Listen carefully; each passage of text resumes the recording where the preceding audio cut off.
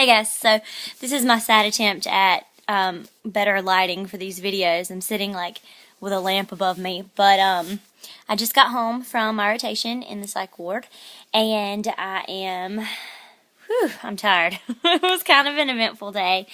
Basically, it was a Monday, so I'm sure you guys can relate, but we had quite an eventful day in the psych ward. And I have a couple of stories to tell you guys. So, this morning during group therapy, a guy fell asleep, and I know it was his medications making him tired, but a guy fell asleep 8 times, and he was a snorer. He is a snorer. And so he fell asleep. I counted now because it was almost like comical. Okay, it was comical. I was cracking up, but I was trying not to show that I was cracking up. But we went around group and everybody kind of talked about how they were doing that day, rated their emotional scale, like their scale of emotional pain or just well-being from 1 to 10, 1 being the best, 10 being like the most stressed out, the worst, whatever. So we were going around and everybody was saying their piece, which took a long time because it was a big group. A lot of people came in over the weekend, this weekend, and this guy fell asleep 8 different times. And he started snoring every single time, y'all. It was, I know it's his medications, but it was hilarious. And he even slept through the heated political debate that we had going on, which in group, you're not supposed to get into like politics or religion or anything too deep because people don't stay that long. It's kind of a transient population, and you don't have the patient staying for a long amount of time, so you don't want to like open a wound and then send them on their way or have any fights. Excuse me, have any fights break out. And so, basically, we had an Obama supporter and a Romney supporter, and they were fussing or whatever, and this guy slept through the entire debate. So that was interesting. Oh, and one of our patients did the no pants dance again, which, she didn't really do the no pants dance, but when we go down from the ward to arts and crafts, this has happened like 3 times now. There's this a female patient who likes to go, and she'll have on like a long t-shirt, and so you think, oh, she's got shorts on underneath, but she doesn't have anything on underneath her big t-shirt. And so she's not escaped down to the arts and crafts room, but she's gone down to the arts and crafts room, and just nobody's noticed that she doesn't have pants on, but we get her down there and she has pants on. So interesting. Interesting stuff. Yeah. Oh, also, a guy today begged me to get the roaches out of his ears. I guess he'd been asking a lot of people to get the roaches out of his ears. There aren't any roaches in his ears. I don't know. Obviously he's feeling things that aren't there, which is sad because, I'm sure it's scary to feel like you have roaches in your ears, but he felt like he had roaches in his ears, and he was not happy about it, which I don't blame him. I wouldn't be happy either if I had roaches in my ears, but there weren't any, so, yeah.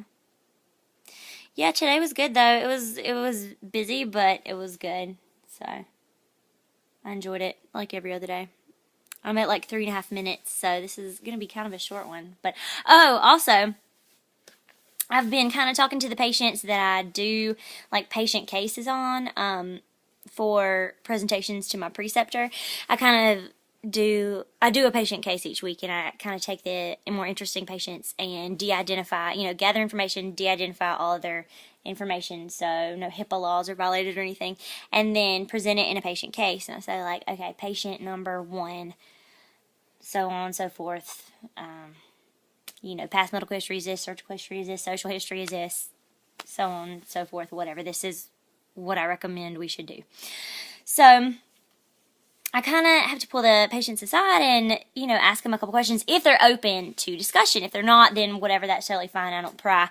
But if they're open to, like, discussing with me, some of their social history or past medical history, then I'll, pull them aside and ask them questions while they're on a break or whatever.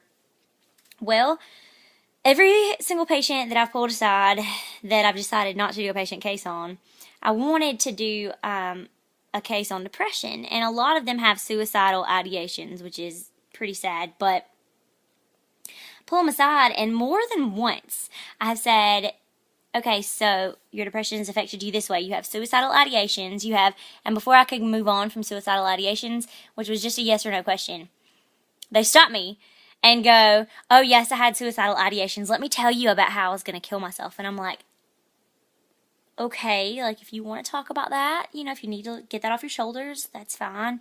And at first I approached it thinking they really need to talk. They need to tell me. Y'all, there are some crazy ways that people think of to kill themselves. Like, and it's not funny, like it's awful, but I think a lot of it is for attention, like seeking behavior, because a lot of the patients that do this are also drug abusers. But I mean, they will tell me, like, one story I got was the patient was thinking, oh, I want to make a iron sandwich with my head, like put 2 hot irons on either side of my head. I've heard I would cut my hands and feet off, and I was like, wait, but if you cut your feet off and then you cut one hand off, how are you going to cut your other hand off? Like, you know, I've gotten, oh goodness, like crazy stuff. I'm going to go jump off a cliff, which I don't live near anywhere with cliffs, so I don't know where you're going to find a cliff, you know, jump off of. But, I mean, if that is what you're dreaming up, then, you know, cliff it is. But y'all, there are some absolutely wild ways that people think of to kill yourself.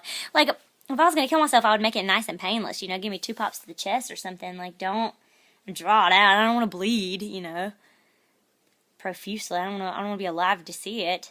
Go slowly. I want to go quickly. But okay, well, now that I'm ending on this morbid note, or now that I'm on this morbid note, I think I'll end the vlog. So I hope you guys enjoyed this. Hopefully it wasn't too long. I haven't hit 7 minutes yet, but I guess I'll be back tomorrow with more. See ya!